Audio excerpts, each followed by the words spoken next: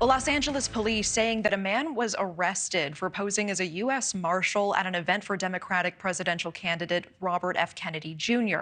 Police say that the suspect had a loaded gun in a shoulder holster and also a badge stating that he was a U.S. Marshal.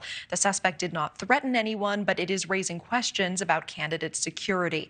And we are joined by Jamil Jaffer, former associate counsel to President George W. Bush, also founder and executive director of the National Security Institute. Jamil, it's good to see you. Thanks for being here.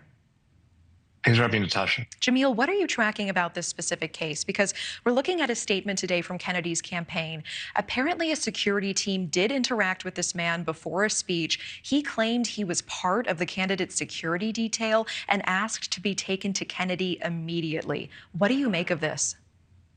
Well, obviously, Natasha, this raises serious questions about the security of all the presidential candidates. Obviously, RFK Jr. not in the top rank of candidates at the current time, but the fact that this man could get that close to him, get within potentially range of him, and demonstrate or suggest that he might be a U.S. Marshal is enough to be concerning. Obviously, the fact that he was discovered also shows that the security around Kennedy and other folks like that is strong enough to identify these folks, but it should raise concerns for any of these candidates that there are people out there posing as potential threats or as legitimate law enforcement to be potential threats going forward.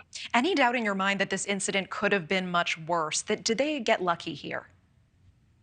I think very much so. I mean, look, obviously the man was armed. He asked to be taken directly to Kennedy. That suggested he wanted to get in close range. We don't know what he planned to do, but anytime anybody with a weapon can come close and threaten a presidential candidate or any other politician, we're going to be concerned and want to make sure security is strengthened for those folks. And Kennedy had already been very vocal about concerns over a lack of Secret Service protection.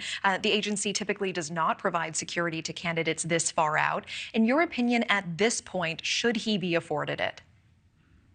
I think probably not. I mean, look, the reality is that there are a lot of folks who might run for president. There are a lot of folks who might run for various other political offices. Not everyone is going to be able to get security. We simply don't have that kind of bandwidth. And so at this point in the game, if Robert F. Kennedy Jr. were to become a significant candidate, he would obviously get Secret Service protection. In the meantime, it's probably advisable for his campaign to be looking into private security for him. He's a prominent figure, even notwithstanding his presidential campaign, given his family ties. Okay. Jamil Jaffer, always appreciate your time. Thank you so much for coming on the show. Thanks for having me. Thank you for watching. Go to newsnationnow.com to find News Nation on your television provider. And don't forget to click the red subscribe button below to get more of News Nation's fact-driven, unbiased coverage.